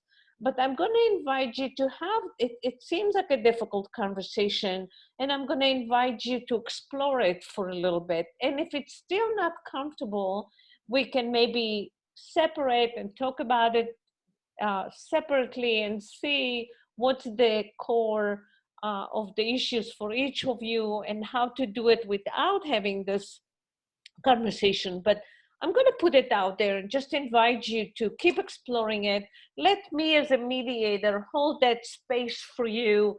If it feels too, and if you feel too anxious or too tense, or it's not going the way that makes you feel more open, we will deal with that. But are you willing to try?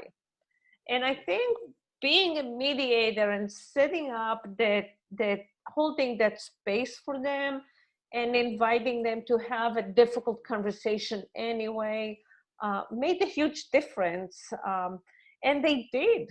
They actually talked about white privilege versus being what it is for a Black woman to become a manager without going through the regular interviewing process and the frustrations that the other one felt.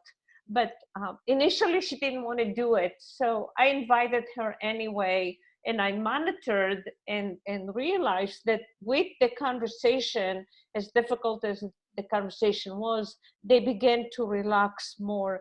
And like either Mary, I think what Mary Force said is so correct. If you're going to have trust, you have to have this transparent and painful conversation. Otherwise, where's trust going to be built from? So as a mediator, yes, I will invite those conversations. Even if initially she says, I don't want to talk about this, I'll encourage them to have that. And they do follow me sometimes. If they didn't, I would deal with that differently. But it was very powerful mediation as a result. So, any comments or other questions? Yes, it looks like we've got a hand up here from Galena, and yeah, Galena, and then we have some more too. Okay, so Galena, you go ahead and go first, and then we'll select the next ones on the list. Oh, thank you. Thank you for giving me the word. I also typed my question in the chat. But so my question is, how do you, like, I understand mediation doesn't always work. I know sometimes it is, sometimes it's not. How fast can you, and how can you figure out, and how fast can you figure out that, you know, in this case, it's not going to work? And can you say that it's not going to work, or are you continue trying? And how often it doesn't work in your experience, like 50%, approximate number? Do you have any statistics? Thank you. All right, thanks, Galena. I see Guadalupe wants to weigh in on this one. My proudest mediation was one that I thought was was not going to be resolved. It was a young Black woman with a older white executive director. Now, this organization had already been sued by a young Black woman before. So the executive director brought me in to actually coach. She did not want to never hire another Black woman just because they'd been sued, which was smart of her. So I met with this young Black woman every month for about a year. And then at the end, the very last month that I worked with her, she said, I think I'm just going to quit. I don't feel any movement here. So I said, let's do shuttle mediation, because the two of them couldn't even be in the same room at this point. So I did a shuttle mediation that went about an hour and a half. And at 11:59, in this time clock, because the agreement was that I would work with them just a year to try to make some progress. At 11:59, the breakthrough came through. So the white woman executive director said to me, I'm a passionate moderate, which I said, explain what that means. She said, I don't take a position. I support both sides. So I said to her, do you know what that feels like to a young Black woman? That whenever she's brought issues of race or adultism or disrespect, and all you can do is just say, well, I see your point of view, but I see their point of view too. And she does not feel like you've got her back, that you're an ally for her, she can count on you. And she never thought about it in those terms. And so she said, I am ready. First of all, she was not going to stop being a passionate moderate. That was her stand. And I said, you can keep that stand, but know when you have an employee who is feeling disrespected or targeted in the workplace, you need to explain that to them. And you need to explain to them why you are not having their back or supporting them. They need to understand that if you ever want employees to feel one down, to continue to work for you. And she got it. Now, the young Black woman decided to leave anyway, but the white executive director said, you're a good worker, you're a hard worker, I respect you. I will help you find a place for you to go to be employed where I think you can make your best and your greatest contributions. So what's the moral of the story? I did not want to give up. And I knew both of them, and I worked and I worked and I worked. Now, not everybody gets a year to work out a mediation, with a group. But the point is, try not to give up and listen carefully till you finally get the kernel of what needs to be turned to make the difference in the relationship. She apologized to her. I brought them together. I said, can you come together? The executive director apologized to her. She was unaware of all those months, what she had been putting her through, because she was this passionate, moderate, white liberal. So I hope that helps you in some way. Thank you. Thank you. So the way I hear you, that what you're saying, that mediation can always work. There are no exceptions. If you Well, I don't know if I'd go that far. Oh, I don't think so. But hang in there longer than you think. Okay. Hope, in Spanish we say, esperanza muere último. Hope dies last. Okay, thank you. I have one little story to say about that. When I was a new mediator, this is a divorce mediation, and the couple was hung up on the question of she wanted alimony and he absolutely didn't want to pay alimony under any circumstances. So we went around and around. I finally said to them, you know, I'm stumped. I can't think of anything else to do. And that was what I said, instead of, this is not working and we got to end this mediation. I just was honest. I said, you know, I don't know what else to do. And we all sat there in utter silence for 10 hours. It was only 10 minutes, but it was a long time. And the guy said to the wife, I'll pay you, you know, the amount that you wanted for alimony. I'll pay you that for this, as long as you don't call it alimony. He could do it. So they came up with their own solution when the mediator said to them, I'm stumped. I can't think of anything else to do. So I say, like Guadalupe, you know, don't give up too soon. Don't push people who don't want to be there. But if they're still there, then what the hell, you know? Keep going. Great story, Mary. I like that. I like that. Thank you. Thank you. I love it. I just want to add to both of those and say, I can't say what you said in Spanish, okay? But what I heard was keep hope alive. I heard keep hope alive. So, yes, yes. Translation, right? Mm-hmm. Okay, so I see that there's Jessica Alvarado has a hand up. So you're next with your next question or comment. I think my question is pretty quick. It's for Guadalupe.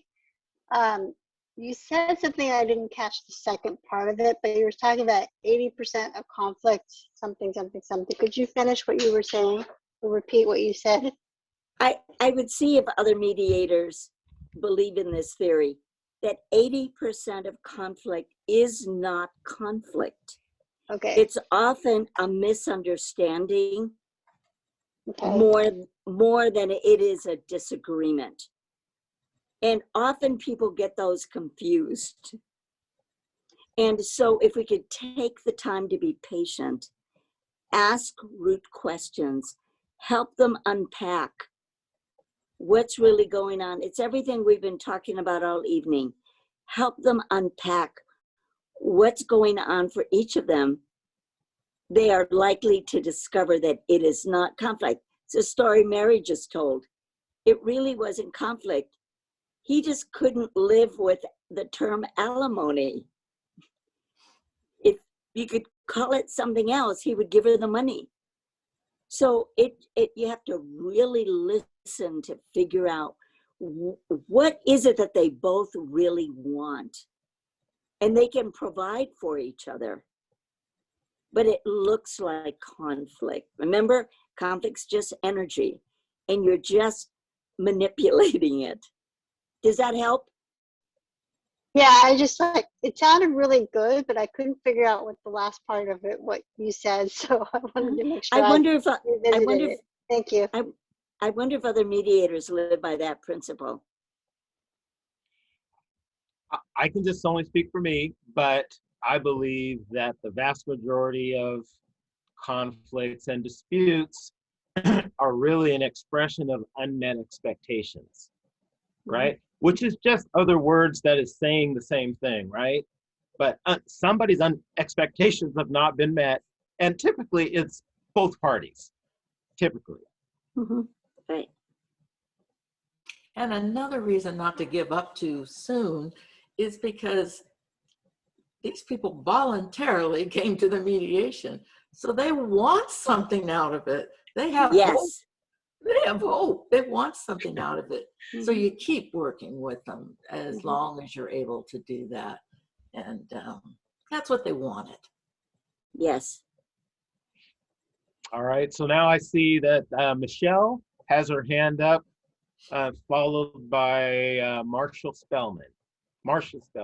So Michelle first and then Marcia. Hi, everyone. My question is, just adjusting my screen since I wrote it down.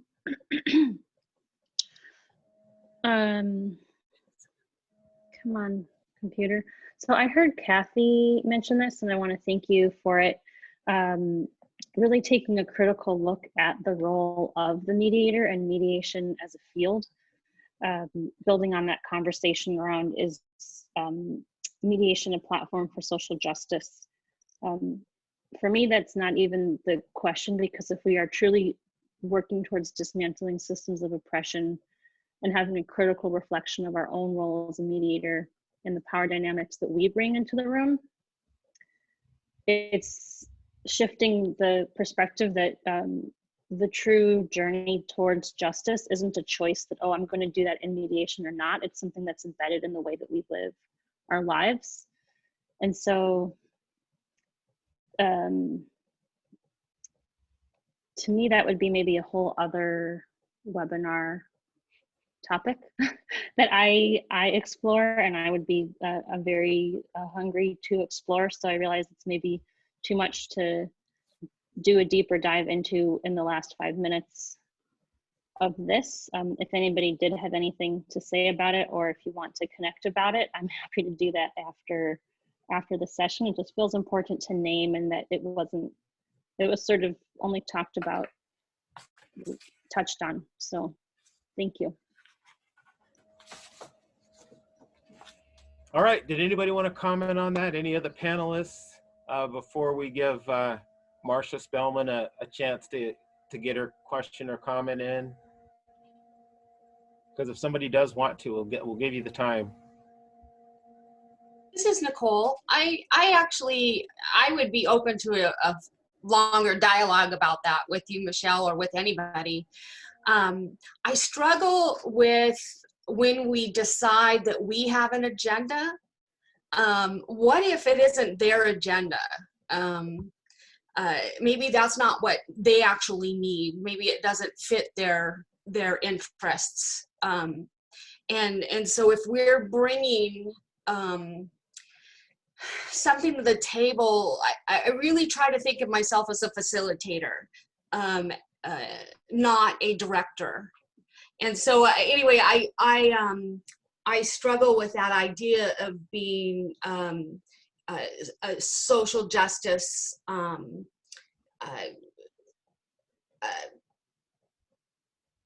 tool in a mediation that is for two people. I mean, in my life I can be, but I look at mediation as a service.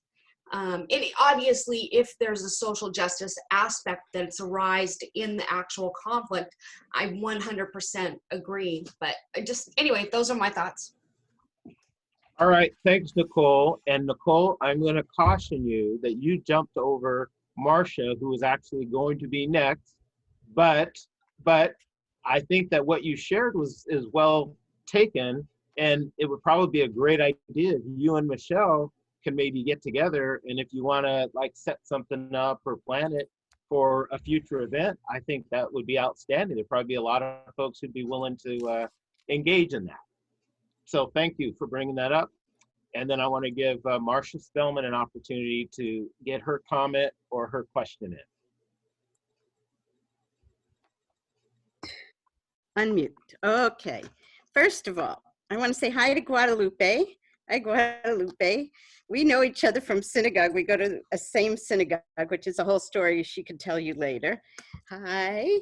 And so I have a question actually for Mary first. Mary, first of all, I wanted to say, you know, your issue about alimony was, I just got divorced 3 months ago after 40 years of marriage. My husband refused alimony. And so my attorney just said, you can use this, Mary, at another time. He said, okay, because we were mediating with attorneys because we couldn't talk to each other. And my attorney just figured out how much alimony I would get after 40 years of marriage with raising 2 kids and all that. And he just proposed a number. And my husband, who refused me the alimony, said, okay, that works. He did not want alimony, but he gave me that much money. So that's something to put in your back pocket, everyone. But here's a question for Mary.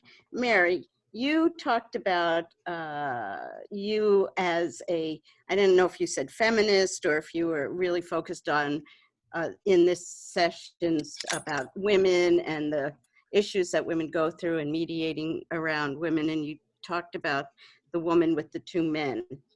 I feel like most everything in a business environment with women, and I imagine it's white women, Black women, Hispanic women, Asian women, but in a business environment, everything is about the dynamic between men who are in charge and or who put women in a position of less power, even if it's not the situation. And so I wanted to ask you, Mary, to talk a little bit about just how you approach it, and even in situations where the issue isn't a direct issue about women and men, but the issue underlying it all is always, I think, about women and men and the power struggle that goes on. Well, I agree, Marcia, that power is very important, and often it's not directly on the table. Right. But it affects the party's ability to even to listen to each other. Yeah. And to consider what the other person is saying is important. So, I mean, I observe those dynamics. If I'm working with two people, I observe those dynamics, and I'm looking at that with a kind of a power and respect lens. And what I have seen a lot is, I mean, half of the problem is the men with that, you know, with that sense of greater importance than the woman and not respecting her or her skills or whatever. But the other half is often the woman she's playing that part. She's not claiming her power. She's not feeling confident. You know, I was just working with, it was actually two women, a manager and a staff person. The manager has a way less confidence than her staff person. And it's because she's in the supervisory position and she's not getting adequate support. And so I observed this dynamic of, it's very painful to me to see that. And I mean, I feel it, and I have a lot of empathy for it. But I just feel like I can't remake this person. I have to try to think of is there something that could happen here that I could help her get the support she deserves. And I try to counter the message that she's saying to herself about not deserving it. So, I mean, I work with the dynamic, as I take Guadalupe's point very, very to heart, that if I can hold the attitude that people are good and they're not, they're just caught up in this web of, you know, training in their culture and probably the whole world really. So it's a dilemma that I try to help these two people with, in the moment, with what I see being revealed in the mediation. Well, what about the situation where the woman is a stronger person, knows her stuff, isn't afraid to claim her strength or power, and the men actually really resent that as well? I mean, that's right. Yeah. I was just asked to mediate a case like that. And the way it was reported to me, both of these people were so kind of nasty, just generally nasty, that I thought, you know what, I don't want to do that. Because what you're talking about is a dynamic that, again, that's very painful to see. And it's a stretch to be able to help people look at their own attitudes about that when they're so deeply ingrained. So I think that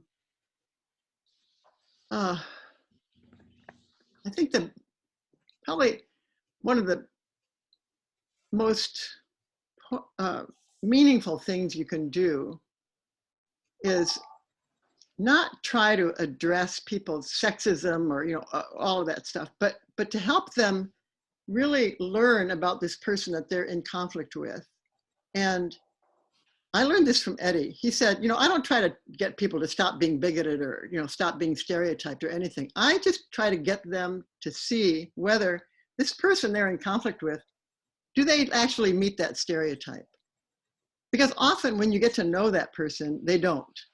And so that sets up a little cognitive dissonance, that is going to kind of eat away at your structure of who's important and who's not, and who to resent if the woman's powerful, etc. So it's a very tough one because it's so societally, set. We just like racism. Okay, thank you. All right, I want to do a time check because it seems like it's 8:35 and we're supposed to end at 8:30. So how much time do we have, Sephora? I think that for people who want to stay another few minutes and really ask questions, because it's not very often that you get Mary Forst and Guadalupe and Joanne and you and Mark, all those people together in one room. So if you want to stay and ask and interact with that stuff some more, because as you can see, this is really important and deep so if you want to stay, and if you need to go, thanks for coming. And this is something that can take 4 hours, right? So thanks for for joining us and being here today. But if you need to go, go. And if you want to stay a little bit longer, let's continue a few more minutes. Yes, and I want to thank everybody who came. I don't know what the total number we had, but I saw at one time it was 132. So we got a really good turnout here tonight, and we really appreciate everybody's interest and willingness to come on here and and engage. This is great because not all of us have the exact same answer about everything. Not all of us do everything the exact same way. Just like mediation, there are some basic things that are important to make sure are in the structure. However, the way you do it, right? There's an art and there's a science to it. It can be different, and more than one thing can work and more than one thing may not work. And yet it doesn't mean that we shouldn't try and do the best that we can. And hopefully everybody's taking that away and people got some nuggets that will be helpful for them. And looks like Mary has something that she wants to say. Well, this is really important, I think, because just as you're saying, Anthony, there's more than one way to do this. And that's why I love to co-mediate. And I believe it's particularly important if you've got issues of racism or sexism, where you've got like a man and a woman or a black person and a white person, whatever, to co-mediate with a person who matches, or if you're a white person, that you mediate with a person of color as a co-mediator. Because that does more to create safety for the person of color than anything you could ever say. I agree. Just having that person there. And so, I really learned so much from my co-mediators. So I strongly recommend that approach for people. I agree with Mary. Yeah, absolutely. One time I was mediating a case where a Nigerian person was in a mediation with another, it wasn't Nigerian, but it was another African, country. And when I walked in as the mediator, the two of them stopped, looked at me, and their mouths basically almost fell to the ground because they'd never seen a person my skin color, who was a mediator, right? They'd been in the system and they'd done all these other kinds of things, and they were shocked. So we spent the first 5 minutes with them asking me, what was it like being a black mediator when everybody else was white? And so needless to say, I was able to establish some rapport with these gentlemen, and they were able to come to an agreement on their thing just because of the novelty of having a person of color in that role. Sephora? Actually, I'm going to share with everybody a mediation that Anthony and I did, because that is very interesting. We went to an Indian reservation to do a mediation, Anthony and I. And we drove all the way and spent the night in a resort area. And then in the morning we went, and it was a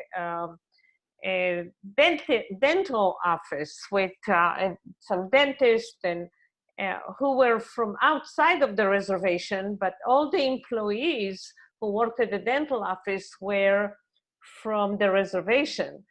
And Anthony and I started the mediation, and we took out the agreements to mediate, and we handed it over to everybody, and we asked them to sign, because that's what we need to do. We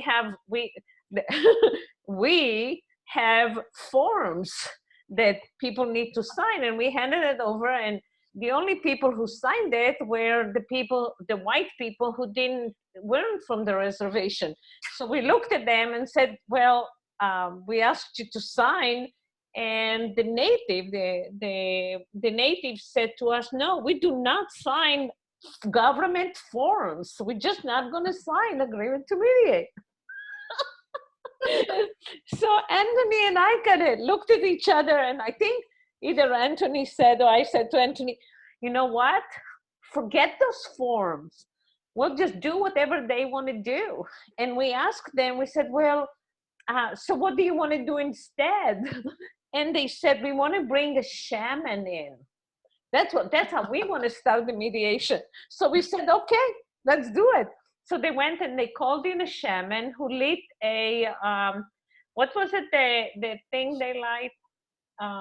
It was something that smoked. It was, yeah. So they lit so the shaman lit the sage, and he did a prayer, a Native American prayer to start the mediation. And then the shaman left, and we spent the whole day facilitating and mediating for them. And they came up with an agreement. And when they were done, they called the shaman back, and he did a closing ceremony. And we had to explain to our program why we didn't have an agreement to mediate signed, and nobody said anything, luckily. But so you kind of have to sometimes, if somebody says something, just explore it. And if they don't sign for government forms, then why not? Go mediate anyway. Because really the purpose of mediation is to open up for decent and caring, and like Guadalupe says, bring the kindness out there. People on the most part want to connect, even if they don't agree that the director of the dental the dental office was a lieutenant from the army, a white lieutenant, and he came in wearing army uniform. Remember, Anthony? I think he even had medals. I think he even had medals on him and stuff too. No, like it was his my dress guess uniform. is, excuse me, I worked for Tribe for 15 years. My guess is he was from the Indian Health Service, which they wear white uniforms. They're not military. They were military. They were not. He was not in white uniform. Well, it might be that he was, but it's usually that those people who have the clinics are Indian Health Service. But what I want to point out is that as a mediator, it's important for me as a mediator to know who am I working with? Who are the people? What do they care about? What's important to them? And for me to come and say that or impose my rules on another culture is not acceptable to me. So that's what Anthony and I did. Remember, Anthony, we had a wonderful day with them because we gave them the power to decide what's right for them, and we worked with them. Anything you remember, Anthony? I remember it was like pulling teeth, getting them to share very much at the very beginning.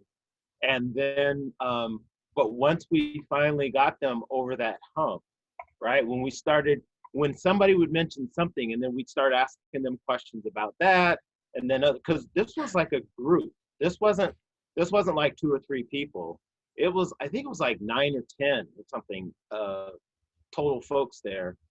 And but once they got started, and once they saw it was safe, And once they saw that we would hold the space for them and that we really were listening and hearing what they said, then there was a period of about 2 hours where Sephora and I just kind of looked at each other because we didn't have anything to do. They were all talking back and forth, and we were just taking notes and things like that so that we could help them with the agreement at the end. And then when they stopped talking, we put our notes together, ran the things by them, finalized the stuff, and we were done and out of there. Happy hour. We were done. Yes, that was one of the most enjoyable and challenging group mediation things that I did. I was so happy that I got to do it with Sephora because it was fun. You know, sometimes you don't really know exactly in the moment how to respond to something, especially if it startles you. But I think, again, what Mary says and what everybody else said on the panel, go for the connection, go for listening, go for inviting them to engage, to share, to show their human sides. Because I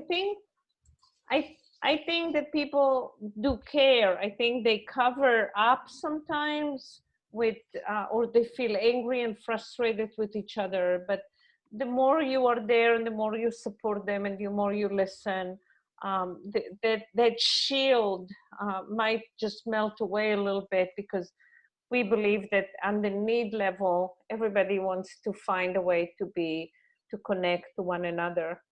I'm going to give you one more example of how to respond. I was in Peru on a train ride, and in my cart was a couple from Calcutta, and we got to know each other. They were both accountants.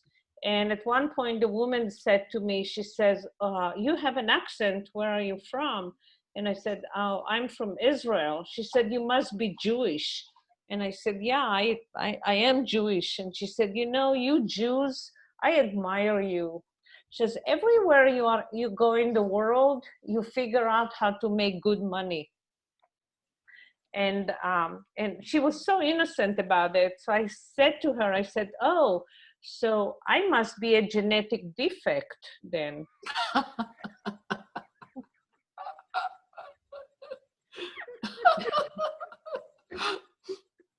Her husband got it. It took her a little bit. But. Okay, so if anybody gets an opportunity to co-mediate with Sephora, you should definitely take advantage of that opportunity. You'll get more and more nuggets like this from her. Anybody else wants to say anything in closing, or anything that's important before we sign off? And really, as long as we still have 60 people, so I really, really want to thank Mary and Kathy and Anthony and Joanne and Guadalupe and Mark for putting up with me trying to put this together while I was very, very busy starting my retirement and doing lots and lots of work, all at the same time, and for all the spelling mistakes and all the emails that they received from me back and forth. But thank you for being here and being willing to respond, to be here with all of you and share your wisdom and your insights. And I think we have a great community of mediators, and maybe after the pandemic we can meet again. I really recommend the Oregon Mediation Associations once a year in November, and hopefully in person this time, the conference where we can all meet each other again and learn from each other. That would be great. That would be great. All right, I have a closing remark if you guys indulge me, or you can just leave, whatever. So to connect more deeply with others, we must first face that other person that we keep on the shortest leash, ourselves. And you do not need to know precisely what is happening or exactly where it is all going, kind of like the session tonight. What you need is to recognize the possibilities and challenges offered by the present moment and to embrace them with courage, faith, and hope. Keep hope alive. And Guadalupe, whatever she said in Spanish. All right, thanks everybody for joining tonight. Appreciate it. Thank Good you. night. Thank you. Thank Good you. night. Thank you. Yeah, good night. Thank you. Good night. Good night.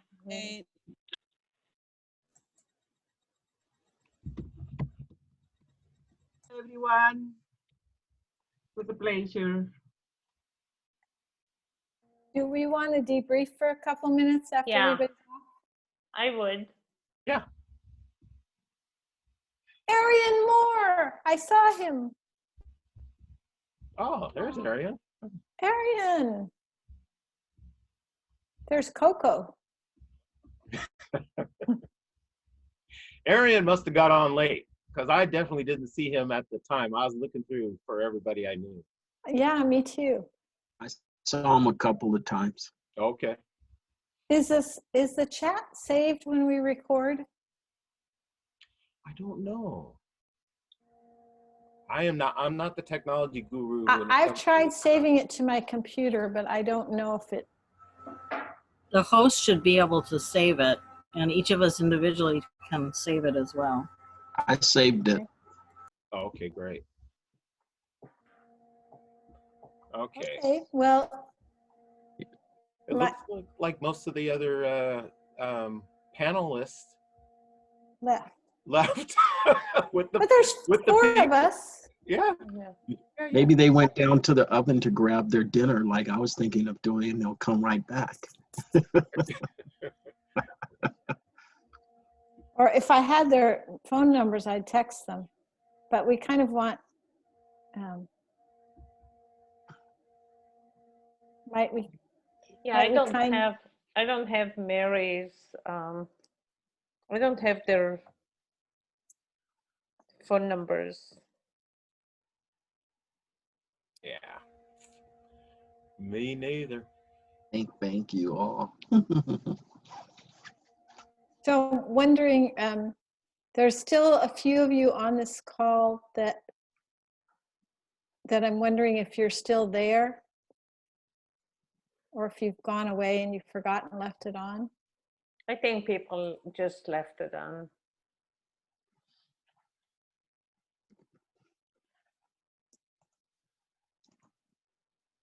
Yeah. So, Kathy, do the debrief. So what do you think we did well?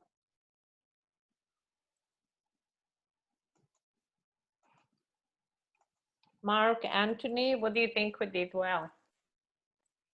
I think we addressed the questions that we had prepared beforehand and thoroughly, so we addressed them, answered them, and incorporated any questions that people may have had that either lingered in the chat, because some people brought them up later and they raised their hands, or amongst ourselves, we addressed things that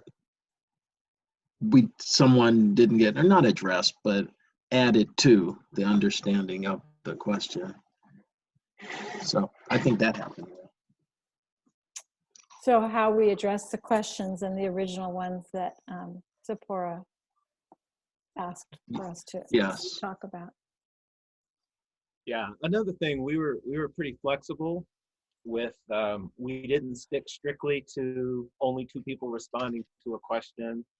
If other people had something they wanted to share, we went ahead and let them get in, which meant we only got to half the questions, but I would rather do a more thorough job on fewer questions than just do a light touch on, twice as many. So that trade-off worked for me because we weren't going to cover everything in depth anyway with the amount of time that we had. Right. So the flexibility of going with what seemed more important and letting people respond more often than we had originally said. I also think that, I don't know if you agree, but I sensed at some point that it was time to stop with that section of us responding to the scenarios, but to start involving the audience. And I think that gave them a good 40 minutes of being more engaged. So that was a good call on your part, Sephora. And I appreciate you doing the time management on that, because I was, I was busy with the questions and the chat and the whole thing. So thank you. what do you think, Kathy? Well, I just was, yeah, I thought it was kind of amazing to me because the timing reflected what you had originally mapped out for us this evening in terms of when you cut it off. And I thought that was a very good call to get them a little bit more engaged. Right. Yeah. So are there any places where you personally wish you had shared something different that you wanted to and you didn't have to take the chance? I would say, first of all, the answer is no. But I would say that if we had each been assigned questions, we were like the question number one person, the question number 2, 3, etc., then we could have gone through all the questions, or we could have gotten close to going through all of them. I would do that differently. So you'd know which question you were going to take in advance. Yes. And I wanted to share, Mary Forrest just sent an email. It says, "Woohoo team, I thought that went very well and we were all brilliant in our unique way. It was really fun to do this together and I believe the participants found it meaningful. I did save the chat, 8 pages of text with lots of odd punctuation. I can forward it if you want." I already did. You all have it in your inboxes. Gotcha. All right. I Let's love see these tech people. Yeah, you gotta have them. You gotta have I them. just been living on Zoom the last year. Thanks, Mark. You're welcome. I So felt, was there any, go I ahead. felt a little bit disjointed myself. And I think I think that what made me feel a little bit kind of anxious is sometimes some people responded, but I wasn't tracking the answers. I wasn't really aligned with the answers, and I thought maybe it's not making sense to me, but I found myself a little frustrated occasionally because almost like some of the answers, not always, but some of the answers didn't match the questions. I don't know if other people felt that way. So And are you saying that about the questions to the panelists? Yeah. Earlier on, it felt a little bit, I remember feeling a little anxious because the answers weren't as, I just wasn't tracking the answers. Yeah. So I don't know if anybody else had the feeling, but I was a little anxious. Then it got a little better, but there were times where I wasn't tracking the answers very well. And I usually track stuff. I mean, I couldn't do mediation work if I wasn't tracking what people say, but I was a little confused occasionally.